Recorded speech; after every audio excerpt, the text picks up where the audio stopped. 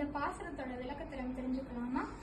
இந்த பாசுரத்துல ஆண்டாள் 3 யுகத்துல அவதரிச்ச எம்பெருமானும் அவருடைய திருவடிகளை புகழ் பாடுறாங்க. அன்று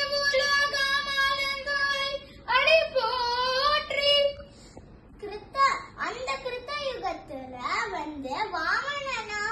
வாமனனா அவதரிச்சு திரிவிக்ரமனா மாறி 3 உலகத்தையும் அவருடைய திருவடிகளால் அளந்த எம்பெருமானே, நான் உன்னுடைய திருவடிகளை போற்றுகிறேன். சென்றங்கு தென்னிலங்கை செற்றாய் திரள் போற்றி. இதுல ஆண்டாள் என்ன சொல்றாங்கன்னா, திரேதா யுகத்துல ராமர் அவதாரம் எடுத்து சீதாவை காப்பாத்துறதுக்காக ராமர் தென்னிலங்கை சென்று ராவணனை வதம் செஞ்சு விபீஷணரை ராஜாவாக்கி தர்மத்தை நிலைநாட்டின திறமையான ராமபிரானே, உங்கள் திறமையை நான் போற்றுகிறேன் அப்படின்னு சொல்லிட்டு ஆண்டாள் இந்த லைன் சொல்றாங்க. புகழ் போற்றி. துவாபர யுகத்துல கண்ணனா அவதரிச்ச எம்பெருமான் சகட்டாசுரன் வரும்போது அவனை உதைத்து வதம் செய்த எம்பெருமானே, நான் உன்னுடைய புகழை போற்றுகிறேன்.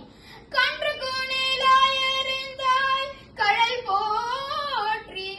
இதுல ஆண்டாள் என்ன சொல்றாங்கன்னா, கண்ணன்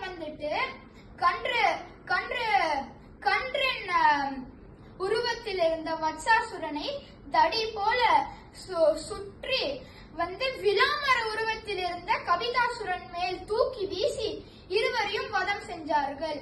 அந்த வீர கொலுசுக்கு நான் போற்றுகிறேன் அப்படின்னு ஆண்டாள் இந்த லைன்ல சொல்றாங்க. கொன்று கூடாய் எடுத்தாய் குணம் போற்றி. இந்த ஆண்டாள் என்ன சொல்றாங்கன்னா, இந்திரன் கோபப்பட்டு பிருந்தாவனத்தையே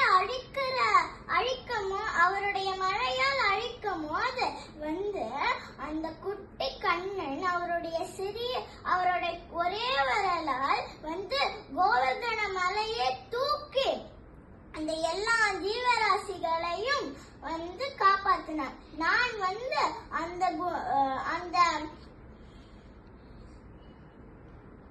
அந்த கருணையான குணமை போற்றுகிறேன். வென்று பகை கெடுக்கும் நின் கையில் மேல் போற்றி. இதுல ஆண்டாள் என்ன சொல்றாங்கன்னா, எவ்வளவு கடுமையான எதிரிகளாக இருந்தாலும்